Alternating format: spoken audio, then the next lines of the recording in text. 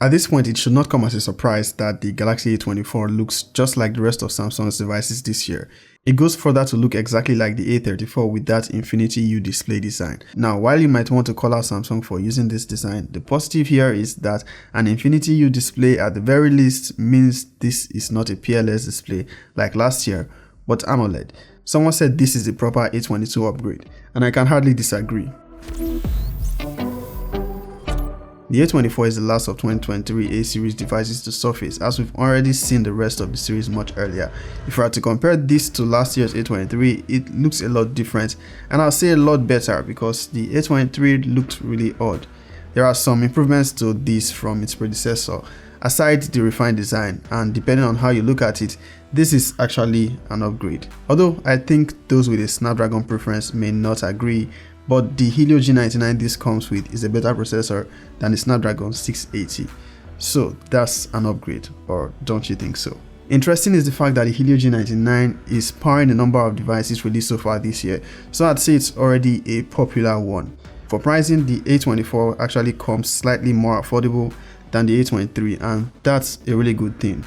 But before we go into the detail, I should mention that this is the A24 4G. I have no idea if there's a 5G version, so if you want a Samsung with 5G in this region, you should get your sights on the higher A34, which costs significantly more, but is still a solid one. The A24 costs about 169,000 naira for the 6GB version, and I think about 162k for the 4GB version. That's somewhere between 200 to 220 USD. And yes, like the rest of the A series this year, there's no charger in the box. The A23 came with a charging brick. Here we get just a Type-C to C cable. There are 4 colors for this one, just like the others, but I think there's just 3 colors for this region. Black, lime, and this gradient glow. Reminds me of the Aura Glow from the Galaxy Note 10 series, only that this is plastic. Now, not the color I would have preferred, but it was the available. It still looks great depending on your preferences.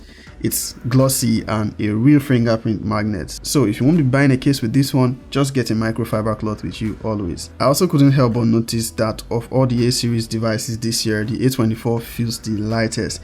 It is actually the lightest, and what prompted me to check is because it felt not as well put together as the others. Now this could be a problem with just my unit, of course, but I could feel a creak on the back with just a little pressure applied towards the bottom right. Doubt you can hear that from the mic. If you own an A24, let me know if this is the case for you as well. Now design wise, there's pretty much no surprises here, seeing this rock the same design as the rest of the A series as well as the flagships. This color though is pretty much exclusive to the A24. Well, technically the A34 has something similar, but that one is matte and a lot better. Smudge all over, let me clean it. Now the A20 series, in this case the A24, is sort of the bridge between the lower and higher A series. This is where we start to see reduction in features, but not by very much, so it can be very separate from the lower end.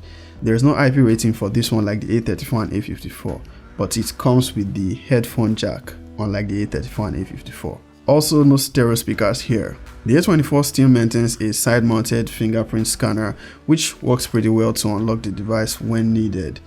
As I said at the start, while you might complain about the Infinity U design here, it can be seen as a major improvement from last year's Galaxy A23, with 1000 nits peak brightness as opposed to PLS LCD we got on the A23.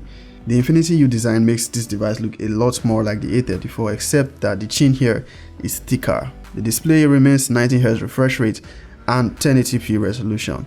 It is 6.5 inches, that's about 0.1 inch smaller than the A23. And it has Gorilla Glass protection. That is to say, if you are in Nigeria, you want to register it for Samsung Care Plus for the 1-year screen warranty. Now we get One UI 5.1 here, thankfully not the core version, so we get features like Smart View, Secure Folder, Edge Panel, etc. While not as snappy as the flagship versions, One UI here is still pretty smooth, though with some choppiness here and there. Won't bother you if you are not nitpicky. It will get at least 3 major OS upgrades if I'm correct, and I think at this price point only Samsung offers that much for software support. I mentioned earlier that the Galaxy A24 comes with a MediaTek Helio G99, a 6nm processor I consider a good improvement over the Snapdragon 680. It brings a boost in performance all round, running all your regular apps just fine, including with some high graphics gaming option. You can play PUBG Mobile on HDR and high frame rate. It can't go any higher. Now I occasionally put this through continuous gaming over a period of an hour, switching between PUBG and Call of Duty Mobile, and I didn't experience heating of any sort. Temperature stayed consistently warm, nothing abnormal, and I'd say even handled better than I anticipated. The available graphic option for Call of Duty is medium graphics and high frame rates. If you want better gaming performance at this price point though, you can consider the Redmi Note 12 Pro 4G. You just have to manage with its older software, but that has a Snapdragon 732G, which will give you better gaming performance than what you get on the A24, which is also similarly priced. That is not to say you can't game well on the A24, just if you want that higher graphics option, of which you still have to sacrifice software. The battery life of the Galaxy A24 is as you'd expect of a 5000 mAh battery. It will last you at least a day of average to heavy use. It has good standby time as well. It supports up to 25 watts fast charging, and you'll need to get a charging brick for that one since it comes with just the cable. In the camera department, we get pretty much the same rear camera configuration as its predecessor with the exemption of the depth sensor. On the display, we get an improved 13 megapixel selfie camera. I think we got 8 megapixels on the A23. The selfie camera actually has impressed me the most about the A24. Selfies are sharp and consistently give good results. HDR processing is also solid both with regular and portraits. On the rear camera, we also get good results. Colors are vibrant and HDR is well processed. The ultra-wide shots appear to have a slightly cooler tone than shots from the main camera. Its vibrance in image processing also extends to the video, and I found its quality quite okay. Alright, so this is the video from the rear cameras of the Samsung Galaxy A24. Currently shooting 1080p 30 fps. That's the maximum it can do from its rear camera. It has OIS, I guess, which I say is quite decent for a budget phone's optical image stabilization, and then the HDR also looks good. Okay, so this is the selfie camera of the Samsung Galaxy A24. I'm currently shooting at 1080p 30 fps. Surprisingly, it can only do 1080p 30 fps from both the selfie and rear cameras. I think at this price point we have devices that do 4K, at least from the rear cameras, but well, the quality looks good. I'm not so sure on HDR, but I guess after processing we'll find out. And how would you rate the microphone quality as well as the video quality? You like what you see?